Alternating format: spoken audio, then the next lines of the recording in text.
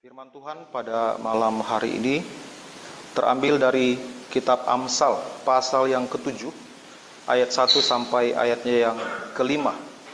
Amsal pasal 7 ayat pertama sampai ayat yang ke-5. Mari kita membacanya secara bertanggapan. Hai anakku, berpeganglah pada perkataanku dan simpanlah perintahku dalam hatimu.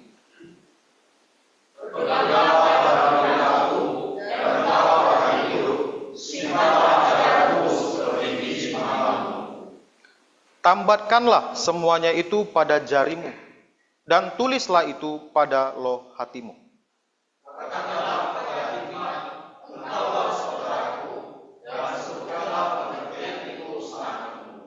Ayat kelima kita baca bersama-sama. Supaya engkau dilindunginya terhadap perempuan jalak, terhadap perempuan asing yang licin perkataannya. Tuhan memberkati pembacaan firman-Nya. Nah, sebelum kita mendengarkan firman Tuhan, mari kita berdoa bersama-sama. Bapa Sorgawi, kembali kami mengucap syukur atas pemeliharaan penyertaan Tuhan kepada kami dalam hari-hari yang telah kami lewati. Kami bersyukur untuk kembalinya jam doa di malam hari ini. Dan kami bersyukur Tuhan masih membawa kami, memberikan kami kesempatan untuk bersekutu, untuk berdoa bersama-sama pada malam hari ini. Kiranya Tuhan yang menolong setiap kami, agar malam hari ini kami bisa belajar dari firman-Mu, dan firman-Mu sungguh-sungguh menjadi berkat dalam kehidupan kami, sehingga kami bisa menjadi pribadi yang lebih baik dan berkenan di hadapan Tuhan. Bapa Sorgawi, kami berdoa untuk jemaat-jemaat-Mu, baik mereka yang mengikuti persekutuan doa di gereja maupun yang mengikuti secara online. Tuhan kiranya juga memberkati mereka sekalian. Dan biarlah mereka selalu ingat kepada Tuhan, hidup dekat dengan Tuhan, dan selalu mau hidup patuh akan firman Tuhan. Kami serahkan jam doa pada malam hari ini ke dalam tangan-Mu. Kiranya Engkau yang menolong kami untuk bisa memahami firman-Mu dan menerapkannya dalam kehidupan kami sehari-hari. Bapa Sorgawi, ampunilah kami dari segala dosa dan pelanggaran kami. Di dalam nama Tuhan Yesus, kami berdoa dan bersyukur. Amin. Nah, malam hari ini topiknya adalah ajakan untuk hidup bijaksana. Ajakan untuk hidup bijaksana. Nah, kalau kita melihat ke dalam Alkitab, hidup bijaksana itu adalah hidup di mana ketika kita meninggalkan kefasikan dan keinginan-keinginan duniawi. Nah, ini tertulis jelas di dalam Titus pasal 2 ayat 12. Sebagai kontras dengan hidup yang bijaksana, Paulus menuliskan bahwa hidup yang tidak bijaksana adalah hidup yang dijalani di dalam kefasikan, artinya dalam kejahatan dan di dalam keinginan-keinginan duniawi. Nah, malam hari ini firman Tuhan mengajak kita untuk hidup dengan bijaksana. Nah, Amsal 7 ayat 1 sampai 5 ini adalah tulisan dari Raja Salomo. Nah, setelah dia menuliskan beberapa nasihat di pasal-pasal yang sebelumnya, dia menekankan kepada anaknya, kepada kita juga, orang-orang percaya, agar kita meresponi nasihat-nasihat yang telah dia berikan di dalam pasal-pasal yang sebelumnya. Nah, kalau kita baca di pasal pertama, tujuan dari Amsal ini diberikan tidak lain tidak bukan adalah untuk mengetahui hikmat dan didikan, untuk menerima didikan yang menjadikan pandai, serta kebenaran, keadilan, dan kejujuran, untuk memberikan kecerdasan kepada orang yang tak berpengalaman dan pengetahuan serta kebijaksanaan kepada orang muda. Baiklah orang bijak mendengar dan menambah ilmu, dan baiklah orang yang berpengertian memperoleh bahan pertimbangan. Jadi jelas sekali bahwa tujuan dari Salomo menuliskan Amsal ini adalah untuk kita supaya bisa hidup dengan bijaksana sesuai dengan apa yang Tuhan kehendaki. Nah, Amsal berbicara banyak sekali tentang bagaimana kita sebagai manusia hidup dengan berinteraksi dengan sesama kita. Banyak sekali nasihat-nasihat yang diberikan kepada kita, bagaimana supaya kita bisa menjalani hidup ini sesuai dengan apa yang Tuhan kehendaki. Nah, bagaimana respon kita? Ketika kita diberikan nasihat-nasihat ini, ketika kita diajarkan tentang firman Tuhan, apa respon dari kita yang mendengarkan nasihat ini. Nah, malam hari ini kita akan melihat dari tulisan Salomo di dalam 5 ayat ini, bagaimana dia menggunakan kata-kata di dalam 5 ayat ini dengan sangat presisi, dengan tujuan dan maksud agar kita bisa melihat nasihat-nasihat itu sebagai sesuatu yang sangat amat berharga. Nah, di ayat pertama dikatakan, "Hai anakku, berpeganglah pada perkataanku, simpanlah perintahku dalam hatimu." Nah, kata berpegang di sini, di dalam bahasa asli, artinya secara literal adalah menjaga, melindungi sesuatu yang berharga. Menjaga, melindungi sesuatu yang kita anggap berharga. Kata berpegang di dalam bahasa asli di sini ada 3 kata yang sama dipakai oleh Salomo, yaitu berpegang di dalam ayat pertama, kemudian berpegang di ayat kedua sama, kemudian simpan di ayat yang kedua itu sama katanya, akar katanya sama. Jadi dia ingin mengatakan bahwa perkataan, ya, nasihat yang dia berikan, firman Tuhan yang dia tuliskan ini, itu harus kita pegang, kita jaga, sama seperti kita menjaga sesuatu yang sangat berharga dalam hidup kita. Nah, Bapak Ibu yang memiliki perhiasan, ya, ataupun surat-surat berharga, kita pasti menyimpan barang-barang ini dengan sangat hati-hati. Bila perlu mungkin tidak diketahui oleh orang banyak, hanya kita dan orang terdekat kita yang tahu. Dan kita jaga barang ini supaya jangan sampai hilang, jangan sampai dicuri orang, jangan sampai rusak. Nah, ini ide yang diberikan oleh Salomo dalam nasihatnya ini ketika dia mengatakan, "Anakku, berpeganglah pada perkataan." Jadi perkataan yang disampaikan Salomo ini harus kita anggap, kita nilai sebagai sesuatu yang sangat berharga, sehingga kita mau mendengar, tidak hanya mendengar di dalam hati kita. Firman Tuhan adalah baik, ya, untuk kehidupan kita manusia, bahkan semua orang percaya. Apa yang Tuhan tuliskan dalam firman sesungguhnya adalah untuk kebaikan kita. Masalahnya adalah apakah kita mau patuh atau tidak. Nah, kalau kita mau mematuhi firman Tuhan ini, maka tentu akan ada hal yang baik yang kita akan bahas, hal yang baik yang akan kita dapatkan dari Tuhan jika kita mau mendengarkan perkataan, kita mau menyimpan nasihat-nasihat. Jadi dia bilang, berpeganglah pada perkataanku. Lalu kemudian dikatakan lagi bagian yang kedua di ayat pertama, simpanlah perintahku dalam hatimu. Nah, kata simpan di sini mengandung makna menyimpan atau mencadangkan sesuatu yang berharga untuk digunakan nanti. Jadi kalau kita pakai dalam kisah Yusuf, ya, ketika dia menyimpan gandum di seluruh tanah Mesir selama 7 tahun masa kelimpah, itu disimpan.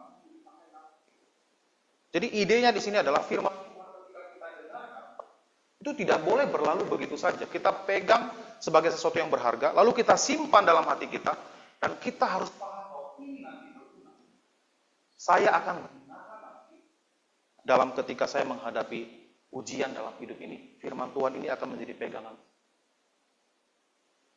Makanya pemazmur mengatakan, firman-Mu adalah pelita bagiku, terang di jalanku.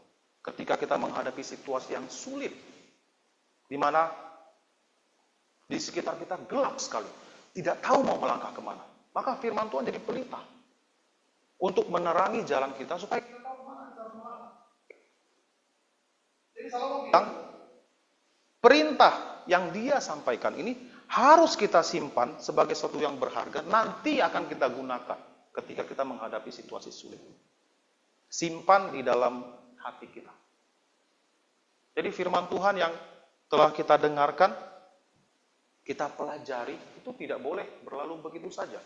Itu harus menjadi sesuatu yang berharga, yang kita gunakan dalam hidup ini, menjalani hidup kita sebagai seorang Kristen. Itu sebabnya dosen kami selalu bilang, firman Tuhan itu harus kalian ingat selalu, dan ketika kamu dalam masalah, selalu ingat firman Tuhan. Baca firman Tuhan. Karena itu yang menguatkan kita. Itu yang akan mengarahkan kita. Apa yang harus kita lakukan, apa yang harus kita, keputusan apa yang harus kita ambil. Jadi dia katakan simpan ya perintah itu di dalam hati kita. Jadi respon kita pertama menganggap firman Tuhan sebagai sesuatu yang berharga. Nah setelah itu langkah berikutnya kita simpan di dalam hati kita dan kita percaya bahwa firman Tuhan ini berguna untuk saya gunakan nanti ketika saya menghadapi situasi sulit dalam hidup saya. Lalu kemudian di ayat yang ketiga dikatakan respon kita yang berikutnya adalah tambahkanlah semuanya itu pada jarimu. Nah, semua di sini mengarah kepada perkataan perintah, ya, ajaran yang tadi. Semuanya itu harus kamu tambahkan. Artinya ikat supaya tidak lepas. Dan menarik ya, Salomo mengatakan tambahkan di jari. Kenapa di jari? Nah, kita di dalam kehidupan gunakan tangan. Jadi tangan ketika kita gunakan, kita akan lihat, kita akan perhatikan baik. Lalu kemudian Salomo ingin mengatakan bahwa itu harus kamu tambahkan di jari kamu. Setiap kali kamu lihat, kamu ingat. Jangan lupakan firman yang telah kamu dengarkan. Firman yang telah kamu terima, itu harus kamu ikat pada jarimu. Jangan sampai kamu lupakan, jangan kamu buang. Jangan kamu lepaskan. Jadi firman Tuhan itu harus kita jaga sebaik-baiknya, kita ingat ya, sepanjang hidup kita, di dalam kehidupan sehari-hari di mana kita menggunakan tangan, anggota tubuh yang paling sering kita gunakan setelah kaki. Jadi supaya kita bisa ingat selalu dengan tangan kita ingat firman Tuhan. Jangan sampai kita lakukan hal yang berdosa. Ketika ada godaan atau kesempatan untuk berbuat dosa, maka firman Tuhan yang telah kita ikat ya, di jari kita ini istilahnya, akan mengingatkan kita, tidak boleh saya lakukan hal ini. Ini hal yang berdosa, hal yang dilarang oleh Tuhan. Jadi Salomo bilang, itu harus kita ikat semua perintah, perkataan, ajaran yang telah disampaikan Salomo. Ya harus dipegang, harus diikat dengan erat. Nah tadi saya lewatkan ya, kata simpan tadi juga sama dengan maknanya berpegang, menjaga sesuatu yang berharga. Salomo menggambarkan bagaimana kita juga memegang firman Tuhan, menjaga firman Tuhan seperti biji mata. Nah biji mata adalah bagian tubuh yang paling rentan ya, yang kita jaga dengan sangat amat baik. Penglihatan ini penting sekali dalam kehidupan kita. Kalau kita sampai tidak bisa melihat, maka pergerakan kita itu terbatas. Jadi sesuatu yang sangat berharga kita jaga. Dan Tuhan juga menciptakan mata kita dengan refleks yang luar biasa. Kalau sesuatu tiba-tiba terkena mata kita spontan ya. Kelopak mata akan tertutup, menjaga mata itu. Dan kita juga berusaha untuk menghindari hal-hal yang membahayakan mata kita. Nah, firman Tuhan juga harus kita jaga seperti itu. Seperti kita menjaga biji mata kita. Sesuatu yang berharga, yang tidak akan kita biarkan rusak. Tidak akan kita biarkan terbuka begitu saja dan terekspos dengan debu atau pasir atau sesuatu yang menyakitkan mata kita. Jadi firman Tuhan kita jaga dengan baik. Kita simpan di dalam hati. Lalu respon yang berikutnya, Salomo mengatakan di sini, tulislah itu pada loh hatimu. Nah kata tulis di sini mengandung makna mengukir atau memahat supaya berbekas. Supaya tidak hilang. Supaya ada tanda. Kita ingat selalu, firman Tuhan harus kita ukir, kita pahat di dalam hati. Jangan sampai kita lupakan sama sekali. Itu yang dimaksud. Tulislah firman itu, ataupun tulislah perkataan yang dia sampaikan itu di dalam ini. Jadi ini respon yang harus kita berikan ketika kita mendengarkan ajaran firman Tuhan, perintah Tuhan, ya apa yang Tuhan ajarkan di sini, perkataan firman Tuhan, ketika kita mendengarkan semua nasihat-nasihat yang dituliskan oleh Salomo, maka respon hati kita adalah menganggap itu sebagai sesuatu yang berharga, yang kita jaga, yang kita ingat, yang kita ikat, yang kita ukir di dalam hati kita. Jadi dengan kata lain, Salomo ingin mengatakan, jangan kamu lupakan apa yang telah saya sampaikan di dalam kitab Amsal ini. Lalu Salomo juga membuat satu gambaran ya. Hikmat dan pengertian dia personifikasikan seperti saudara, seperti sanak. Ayat keempat dikatakan, katakanlah kepada hikmat, engkaulah saudaraku, dan sebutkanlah pengertian itu sanakmu. Nah, pengertian adalah kemampuan kita untuk membedakan mana yang baik, mana yang buruk. Mana yang baik, mana yang jahat. Mana yang berdosa, mana yang berkenan kepada Tuhan. Sementara hikmat adalah penerapan ya, dari pengetahuan ataupun pengertian kita setelah kita tahu, wah ini yang baik, ini yang buruk. Lalu hikmat akan memilih mana yang harus saya ambil. Keputusan mana yang saya harus ambil, mana yang harus saya pilih.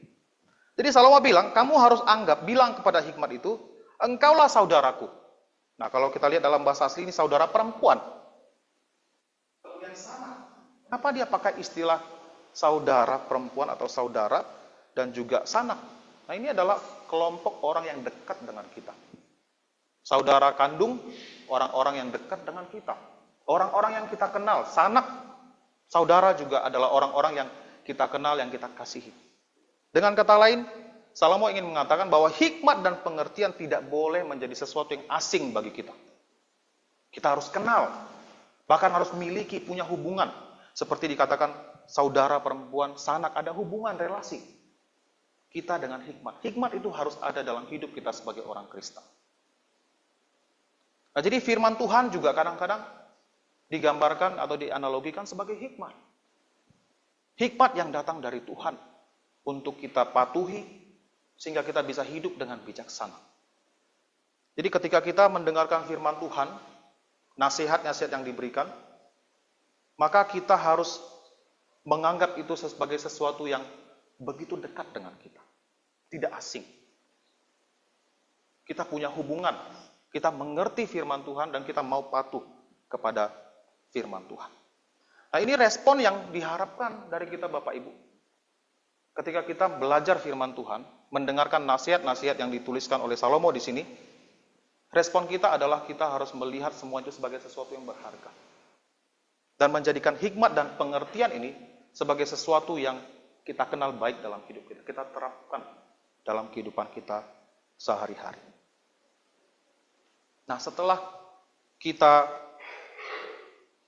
meresponi firman Tuhan ini dengan sikap yang demikian, maka apa berkat yang akan kita dapatkan? Apa keuntungan dari kita mematuhi firman Tuhan, menjaga firman Tuhan, mengukir firman Tuhan itu dalam hati kita? Nah, dikatakan yang pertama di ayat kedua, berpeganglah pada perintahku dan engkau akan hidup. Engkau akan hidup. Nah, dalam Amsal pasal 7, di ayat yang 1 sampai ke 5 ini masih ada kaitannya dengan pasal ke-6. Itu tentang perzinahan yang dibahas oleh Raja Salomo. Nah, kalau kita baca pasal 6 ini, di ayat yang ke-26, di sini dikatakan, karena bagi seorang sundal, sepotong rotilah yang penting, tetapi istri orang lain memburu nyawa yang berharga. Nah, istri orang lain di sini maksudnya adalah perempuan yang berzina itu, yang mengajak si laki-laki untuk berzina. Dikatakan di sini dia memburu nyawa yang berharga. Jadi dengan kata lain Salomo mengatakan bahwa ketika seorang berbuat zina, maka nyawanya akan diburu.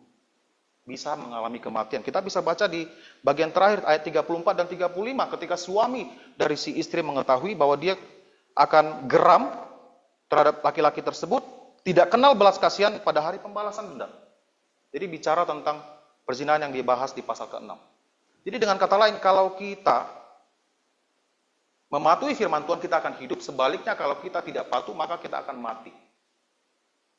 Hidup di sini berbicara tentang bagaimana kehidupan kita sebagai seorang beriman, sebagai seorang Kristen. Kalau kita hidup patuh kepada firman Tuhan, maka Tuhan akan memberkati hidup kita. Hidup kita akan baik, dengan kata lain. Terhindar dari segala mara bahaya. Karena sesungguhnya firman Tuhan, kalau kita patuhi, maka hidup kita akan bahagia. Hidup kita akan baik. Jauh dari masalah, dari kesalahan yang kita lakukan. Akan ada berkat sebaliknya yang Tuhan berikan kepada kita. Jadi firman Tuhan katakan, berkat yang pertama adalah kita akan hidup. Hidup kita akan diberkati oleh Tuhan. Dan di dalam segala persoalan hidup ini Tuhan juga akan memberikan kita solusi. Jalan keluar dari setiap permasalahan yang kita hadapi. Lalu kemudian yang kedua, berkat yang kita peroleh ketika kita meresponi firman Tuhan ini dengan sikap hati yang benar adalah ayat kelima, supaya engkau dilindunginya terhadap perempuan jalang, terhadap perempuan asing yang licin perkataannya. Nah, ini masih konteksnya tentang perzinahan pasal 6. Tapi kita bisa menarik prinsip ya. Bahwa hikmat dan pengertian firman Tuhan yang kita dengarkan, kita simpan, kita patuhi ini akan melindungi kita dari segala godaan. Akan melindungi kita dari segala bahaya pencobaan. Prinsipnya sama. Jadi ketika kita ingat firman Tuhan, kita pegang firman Tuhan sebagai sesuatu yang berharga, maka ketika kita menghadapi pencobaan dalam hidup ini, dengan pimpinan Tuhan, dengan pertolongan Roh Kudus, kita akan diingatkan untuk tidak melanggar perintah Tuhan. Sehingga kita terhindar dari bahaya, terhindar dari godaan, yang akan merusak kesaksian kita, yang akan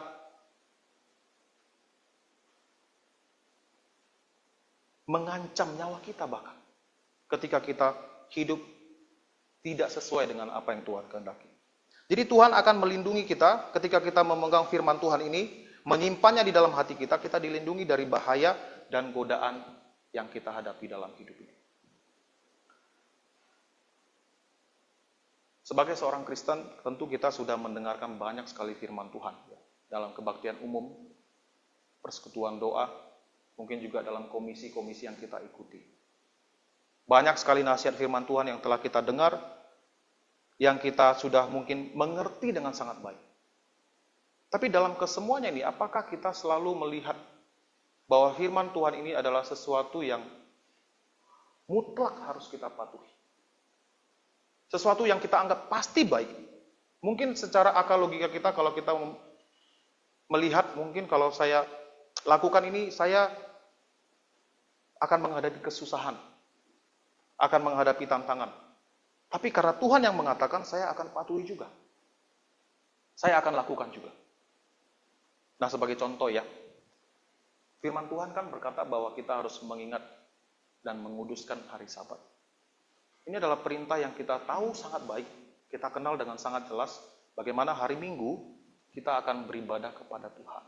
Hari Tuhan kita gunakan sebaik mungkin, kita ditemukan di rumah Tuhan untuk beribadah. Lalu kita mungkin punya usaha. Tadi hari Minggu itu adalah hari yang sangat ramai ya, kalau mau menjalankan usaha. Nah, orang tua saya di balai, mereka berdagang minyak eceran ya. Dulu sebelum saya beritahukan hal ini kepada mereka, mereka masih buka hari Minggu. Mereka bilang hari Minggu itu paling ramai orang. Memang benar, ramai sekali orang hari Minggu. Bisa habis stok minyak itu, bisa habis sangat banyak kalau hari Minggu buka. Apalagi hari Minggu pernah satu kali jatuh di hari Lebaran. Jadi orang tua saya tanya saya, dia panggil saya Amang ya. Kalau kan kita kan udah gereja nih, boleh tidak Minggu kita jualan? Karena hari itu pas pula Lebaran. Saya bilang sama orang tua saya, bukankah kita sudah punya 6 hari untuk bekerja? Maka hari Tuhan kita khususkan untuk beribadah. Puji Tuhan mereka dengar, dan lalu hari Seninnya mereka buka ya. Dan mereka saksikan ke saya, bilang, wah ternyata setelah kami patuhi, kami lakukan hari Senin, juga lebih banyak lagi yang laku. Ini contohnya, contoh kecil saja. Bagaimana kita coba berargumentasi dengan diri kita dengan firman Tuhan. Tapi firman Tuhan harus kita yakini bahwa ini yang terbaik, ini yang benar yang Tuhan katakan, harus saya lakukan. Kita yang menjalankan usaha. Kita tahu, kalau usaha tertentu yang kita jalankan, mungkin kita akan tergoda ataupun menghadapi godaan ujian untuk jatuh ke dalam dosa. Lalu kita bilang, tapi usaha ini sangat menjanjikan sekali. Tapi karena kita melihat firman Tuhan sebagai sesuatu yang sangat berharga, lebih berharga dari emas permata, maka keuntungan yang dijanjikan ini tidak akan menggiurkan hati kita. Saya tetap akan patuhi firman Tuhan. Meskipun mungkin usaha ini kalau saya jalankan, untungnya itu berkali-kali lipat. Tapi bagi saya, patuh kepada firman Tuhan, itu adalah hal yang mutlak, harus saya lakukan. Perjudian, sekarang marak sekali perjudian kita lihat yang sampai menggerus ya uang, harta dari sebuah keluarga. Perjudian mungkin menjanjikan keuntungan sangat cepat. Dan mungkin juga ada sebagian orang berhasil ya memperoleh keuntungan yang besar ketika berjudi.